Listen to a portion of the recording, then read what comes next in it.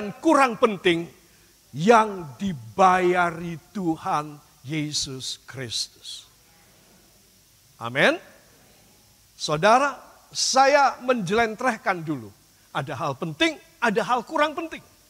Tapi nanti saudara akan melihat bahwa hal yang penting Tuhan akan bayari. Tetapi, katakan tetapi, di mata Tuhan, berdasarkan pikiran cintanya kepada saya, hal yang kurang penting pun akan dibayarinya. Akan dibayarinya. Yang percaya, beri tepuk tangan bagi dia. Haleluya. Saudara, selalu kita harus mengklasifikasi dan membuat sesuatu pembedaan. Mana yang penting itu harus diutamakan. Itu dalam hidup orang. Jangan yang kurang penting diutamakan. Maka semua akan merugi, semua akan celaka.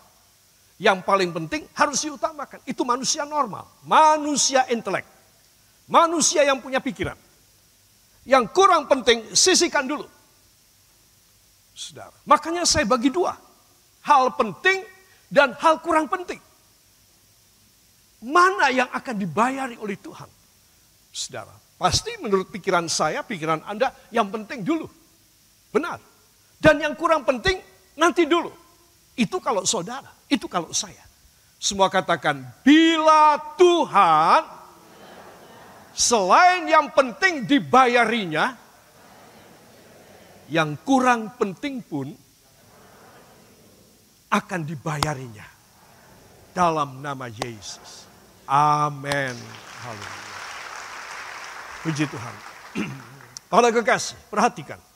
Saudara, saya mengambil satu rangkaian ayat dari Matius 25, ayat 21 sampai 24. Mohon dibuka pada Alkitab saudara, kita akan membacanya.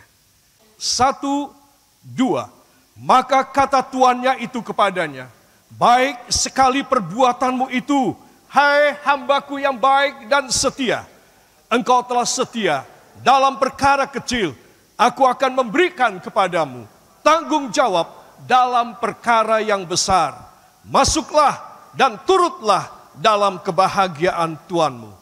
Lalu datanglah hamba yang menerima 2 talenta itu, katanya, Tuan, 2 talenta Tuan percayakan kepadaku. Lihat, aku telah beroleh laba 2 talenta. Maka kata tuannya itu kepadanya, baik sekali perbuatanmu itu, hai hambaku yang baik dan setia. Engkau telah setia memikul tanggung jawab. Dalam perkara yang kecil, aku akan memberikan kepadamu tanggung jawab dalam perkara yang besar. Masuklah dan turutlah dalam kebahagiaan Tuanmu. Kini datanglah juga hamba yang menerima 1 talenta itu dan berkata, Tuan, aku tahu bahwa Tuan adalah manusia yang kejam, yang menuai di tempat di mana Tuan tidak menabur, dan yang memungut dari tempat di mana Tuan tidak menanam. 25. Karena itu, aku takut dan pergi menyembunyikan talenta Tuan itu di dalam tanah. Ini terimalah kepunyaan Tuan. 26. Maka jawab tuannya itu, hai kamu, hamba yang jahat dan malas, jika kamu sudah tahu bahwa aku menuai di tempat di mana aku tidak menabur dan memungut dari tempat di mana aku tidak menanam. Amin. Para kekasih, saya lanjutkan sampai 26 ya. Nah, ada 3 orang hamba yang menerima kepercayaan dari majikannya ketika majikannya mau keluar negeri, bukan ke Amerika tapi ini kisah ilustrasi dari Tuhan Yesus. Dan dia memanggil 3 hambanya. Diberi 5 talenta. Saudara, 5 talenta itu adalah 5 pundi-pundi dengan berat 1 talenta. Jadi mata uang dulu, ya saudara, mata uang dulu itu ditimbang. Jadi bukan yang tertulis angka nominalnya, 100 atau 50, tetapi ditimbang koin-koin tanpa nominal, tanpa tulisan angka, tapi hanya timbangan saja. Nah ini 1 talenta, saudara. Pernah saya menghitung dari ensiklopedi, maka 1 talenta ini beberapa waktu yang lalu ya, sudah agak lama kira-kira hampir 10 tahun yang lalu. Pada waktu itu 1 talenta itu kira-kira 16,8 juta rupiah. Saya belum menghitung sekarang, saudara. Nah, itu 1 talenta. Hamba A mendapat 5 pundi-pundi, 5 talenta. 5 seberat 5 talenta.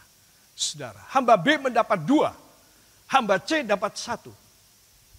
Hamba A dan hamba B, dia mengerjakan sesuai dengan perintah majikannya. Perdagangkan modal yang aku beri kepadamu. Supaya ketika aku pulang dari luar negeri, aku mendapat untungnya. Saudara, aku dapat untungnya. Nah itulah yang diberikan mandat dan kepercayaan. Saudara, hamba A bekerja keras, hamba B bekerja keras. Hamba C tadi kita sudah baca, dia dalam hati enak aja. Dia walaupun dia bos, enak aja senang-senang di luar negeri. Aku disuruh kerja. Dan lagi aku dibedakan. A dapat 5, B dapat 2, aku cuma dapat 1. Aku dianggap apa? Aku nggak mau kerja. Dia menggali tanah dan dia simpan di sana. Dia tutup. Saudara, hamba A bekerja keras, hamba B bekerja keras. Majikannya pulang. Ya. Dan mereka datang menghadap dengan memberikan pertanggungjawaban. A berkata, Tuhan, 5 talenta Tuhan percayakan pada hamba. Ini 5 talenta hamba kembalikan. Dan ini Tuhan ada untung 5 talenta. Jadi hamba A mengembalikan, memberi kepada majikannya berapa talenta? 10 talenta. Dan majikannya berkata, kamu hamba yang setia. Ya. Dan aku akan memberikan kepadamu tanggung jawab dalam perkara yang besar. Masuklah dan turutlah dalam kebahagiaan Tuhanmu. Dalam kebahagiaan Tuhanmu. Coba lihat. Saudara, hamba A mendapatkan apresiasi dan mendapatkan penghormatan dan mendapatkan upah. Dia sudah bekerja. Dia punya untung. Tidak disebutkan berapa yang bagi dia. Tapi yang dia kasih kepada majikannya 5. Dia kembalikan 10. Saudara, dan majikannya berkata, kamu hamba yang setia dan baik. Katakan, hamba yang setia dan baik. Saya harus jadi seperti itu. Supaya saya dibayari Tuhan. Yang penting dan kurang penting. Semuanya Tuhan Yesus akan bertanggung jawab dalam hidup saya sekeluarga. Amin. Hamba B datang. Tuhan, ini 2 talenta kepercayaan dari Tuhan bagi aku. Dan ini 2 talenta keuntungannya aku berikan kepadamu. Hamba B memberi berapa talenta kepada tuannya? 4 talenta. Dan sama, perkataannya sama. Dari majikan ini kepada B. Yang dia percaya 2, mengembalikan 2 dan untung 2. 100%. 5, dia kembalikan 5. 100%. Saudara.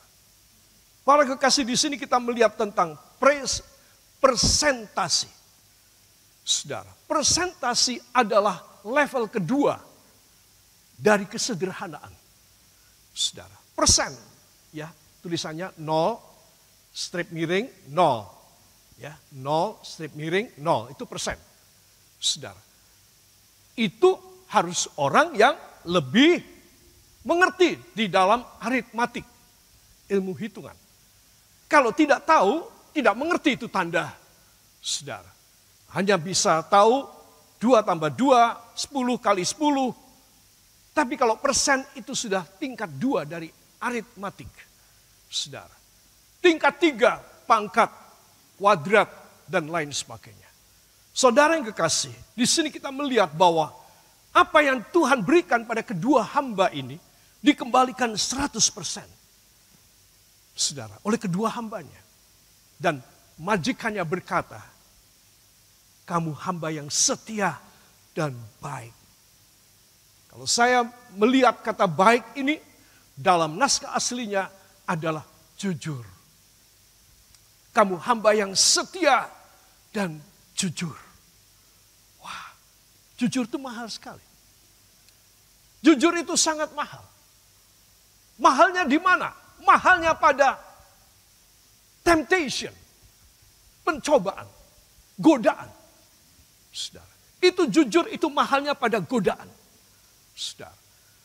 Tetapi kedua hamba ini, dia dikatakan oleh majikannya, kamu hamba yang setia. Artinya kamu rajin dan kamu jujur.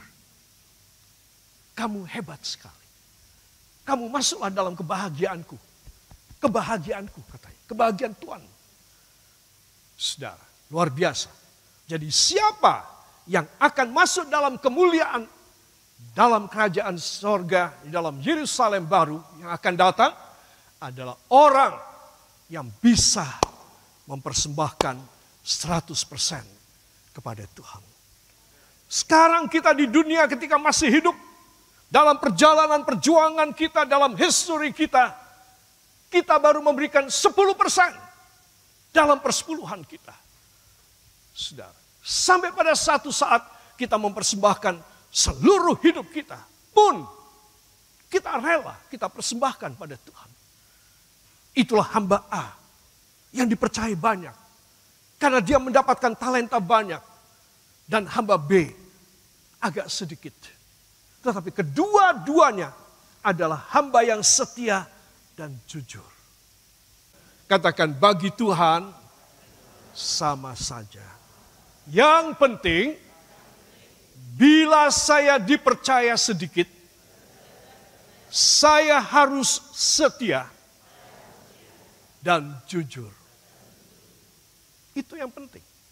Karena nanti upahnya sama, saudara. Sama. Tuhan tidak membedakan upahnya nanti. Saudara. Dan ini yang menjadi prinsip saya dalam pelayanan pekerjaan Tuhan. Saya tidak mengutamakan dan tidak punya target tentang jumlah. Bagi saya yang terpenting adalah kualitas dari jemaat. Kalau saudara menjadi kesaksian, saudara diberkati, saudara melakukan mujizat, saudara punya hal-hal yang dahsyat dalam hidup saudara. Wah, itu sudah pahala buat saya. Itu sudah menyenangkan Bapa. Karena apa? Karena bagi Tuhan, katakan karena bagi Tuhan, 5 talenta dan 2 talenta sama penghargaannya, sama hadiahnya, sama apresiasi Allah. Sama. Kenapa mau menyakiti hati Tuhan? Kalau sama, kenapa? Cukup kan? Para kekasih, itu sebab saya ingin mengajak semua saudara untuk tidak mengerahkan semua potensi, energi, pikiran, kemampuan saudara untuk mencapai cita-cita saudara. Itu duniawi, itu rakus. Kerahkan hati saudara untuk menyenangkan hati Tuhan. Itu namanya setia dan jujur. Dan saya belum mencapainya. Saya ingin mencapainya. Dan saya ingin supaya jemaat juga mengerti akan prinsip ini. Hal yang penting dan yang kurang penting sesungguhnya di mata Tuhan akan dibayari semuanya. Dan yakinkan diri saudara. Saudara, kalau Tuhan melihat saudara jujur dan setia, Tuhan memberkati saudara itu luar biasa. Saya yakin. Kalau saudara tidak rakus, saya tidak rakus, Tuhan akan memberkati kita luar biasa. Yang penting adalah menyenangkan hati Tuhan. Jangan pakai target-targetan, tidak usah.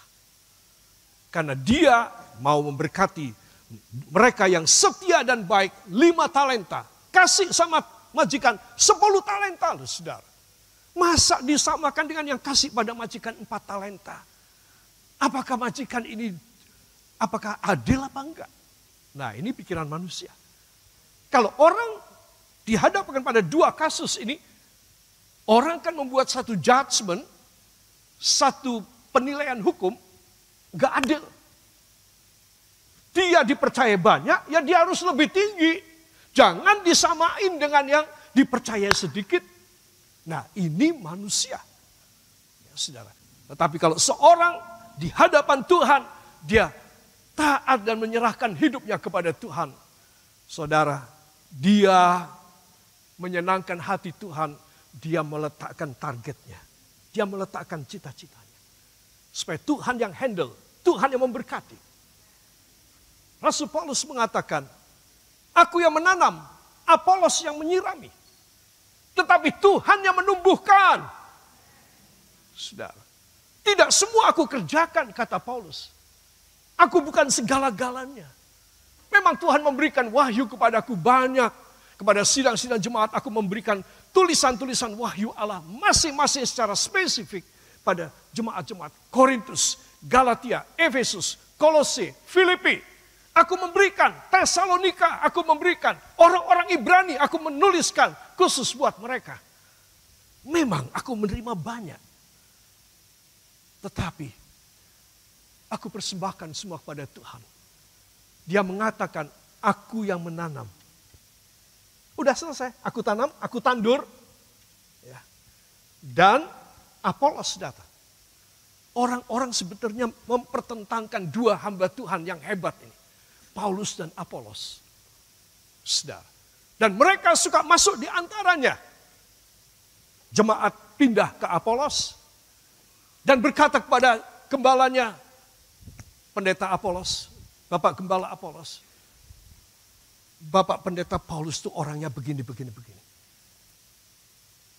Orang dari Apolos pindah ke gerejanya Rasul Paulus. Dan berkata, Rasul, pendeta Apolos itu jelek sekali. Saudara, Paulus marah. Dia tidak suka. Ini pekerjaan Tuhan mau dicabik-cabik. Saudara, karena itu seorang yang mempunyai satu jiwa yang jelek semacam ini, maka Paulus membuat satu tulisan. Dan dia mengatakan, aku ini cuma tandur, nanem. Apolos yang datang kemudian dari aku, setelah aku, dia bawa air dan dia yang menyirami. Tetapi baik aku yang tanam dan Apolos yang menyirami, kami selesai kerjanya. Tuhanlah yang menghidupkan, Tuhanlah yang menumbuhkan, Tuhanlah yang memberikan bunga, Tuhanlah yang memberikan buah. Hebat ini orang. Ini gembala luar biasa, tidak rakus dia. Saudara. Saya ingin supaya semua saudara sadar. Hal yang penting dan yang kurang penting sama. Tuhan akan membayari keduanya. Katakan, bila saja saya menjadi anak Tuhan, menjadi hamba Tuhan yang tidak rakus dan menyenangkan hati Bapa di sorga. Amin. Haleluya. Para kekasih, di hadapan Tuhan sama pentingnya. Jadi saudara jangan merasa minder waduh. Aduh aku gak bisa seperti dia ya. Dia kalau bermain musik bagus sekali. Dia kalau memimpin puji-pujian luar biasa. Dia kalau berkhotbah hebat sekali. Kalau dia berdoa, waduh bagus sekali. Dia kalau mencari jiwa selalu berhasil. Aku kok selalu tidak bisa ya. Dia kalau berkorban banyak sekali, aku cuma sedikit. Saudara, kalau saudara merasa ada kekurangan pada saudara, minta dong sama Tuhan. Tuhan, tolong tambahi talenta hamba. Supaya hamba boleh kau percaya lebih banyak. Dan hamba akan bekerja lebih banyak. Hamba akan persembahkan lebih banyak buat Tuhan. Saudara, kalau saya dan saudara bisa punya prinsip dari cara Allah berpikir. Inilah yang saya dan saudara seringkali tidak mengerti. Kita hanya baca Alkitab, kita hanya mendengarkan khotbah orang saja. Tapi kita tidak bisa meresapi apa yang sebetulnya ada di hati Bapa, saudara. Dan inilah yang kita ingin mencoba untuk mendeteksi. Untuk kita ingin kepingin tahu apa ya. Tuhan bilang sekarang pagi ini, anakku, bagiku sama aja. Jangan kecil hati. Yang menerima banyak, jangan sombong, jangan congkak. Yang menerima sedikit, aku akan bisa tambah kepadamu. Kalau kamu setia dan jujur, aku bisa tambah kepada kamu. Yang percaya beri tepuk tangan bagi dia. Para kekasih, itu sebab dalam Efesus 1 ayat yang ke-20 kita akan baca. 1, 2. Yang dikerjakannya di dalam Kristus dengan membangkitkan dia dari antara orang mati dan mendudukkan dia di sebelah kanannya di sorga. Amin. Beri tepuk tangan yang baik bagi dia. Wow. Katakan wow. Sambil tepuk tangan. Wow. Wow. Kurang keras. Wow. Saya yakinkan saudara, kalau saudara menghargai tentang kebangkitan Tuhan Yesus, dia mengerjakan bagi saudara. Apa yang dia kerjakan? Luar biasa. Ya saudara, semua yang dijanjikan di atas dalam ayat 19, bahwa kita akan mengalami kehidupan yang berkelimpahan, hidup yang berkemenangan, dan menerima karunia sorga dalam hidup kita. Itu semuanya, ayat 19 ke atas, itu semuanya dikasih tahu rahasianya, ayat 20. Yang dikerjakannya di dalam Kristus dengan membangkitkan dia. Coba, kalau Yesus hanya mati di kayu salib dan dia tidak bangkit pada hari yang ketiga, saudara, saya dan saudara, kita hanya selalu meneteskan air mata duka karena dia mati. Karena dia mati, dia dikubur. Nanti pada akhir khotbah saya, kalau masih ada waktu, kita melihat para wanita yang menangis dan mengatakan bahwa mayatnya telah dicuri. Yohanes 20 ayat 13. Kita akan baca. 1, 2. Kata malaikat-malaikat itu kepadanya, Ibu, mengapa engkau menangis? Jawab Maria kepada mereka, Tuhanku telah diambil orang dan aku tidak tahu di mana ia diletakkan. Amin. Ya. Tolong tanya pada samping Anda dengan hormat ya. Tidak usah buka masker, katakan, apakah Tuhan Anda diambil orang? Tanya. Tanya tenanan, tanya. Tunggu jawabnya. Apa jawabnya? Apa jawabnya? Tidak. Yang jawab tidak, beri tepuk tangan bagi Tuhan. Haleluya. Saudara, para wanita ini menangis di depan kubur yang kosong. Ya, saudara. Pintunya, saya sudah jelaskan kemarin, dalam kebaktian terakhir kemarin, bahwa kubur di sana tidak ada tutup. Maksudnya apa? Supaya kaum keluarga dan kerabat yang mau memberikan minyak urapan, minyak wangi, ya, parfum pada jenazah ini bisa. Saudara, dan juga memberi bunga di sekitarnya. Kalau di sini nyekar, ditaburi bunga, mereka tidak. Mereka menuang parfum khusus untuk orang mati. Jadi tidak ada pintu, saudara. Tetapi khusus kuburnya Tuhan Yesus dikasih pintu yang berat sekali, saudara. Saudara tahu berapa berat pintu dari lemari besi raksasa yang ada di bank-bank? Tergantung banknya besar, maka dia mempunyai beberapa kamar, itu semua adalah lemari besi. Satu pintu beratnya 2,5 ton. Satu pintu, kalau 2, 5 ton. yang menutup itu pintu besi. Saudara, supaya tidak ada satu orang di dunia bisa mencongkelnya, bisa mengebornya dengan api, dengan laser, dan lain sebagainya. Pintunya tebal-tebal, solid steel, baja Jerman. Itu paling terkenal di dunia. Baja Krups. Satu pintu 2,5 ton.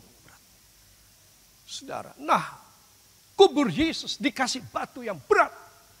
Kira-kira 2,5 kuintal. Supaya tidak dicuri orang. Kalau dicuri orang, maka pengikut-pengikutnya bisa bilang begini. Oh, guru kita sudah bangkit, Tuhan kita sudah bangkit. Mana nggak ada kuburnya, nggak ada jenazah lagi. Padahal dicuri. Itu adalah teori konspirasi. Ya. Teori konspirasi. Dalam filosofi Christianity. Saudara. Yaitu Tuhan Yesus dicuri.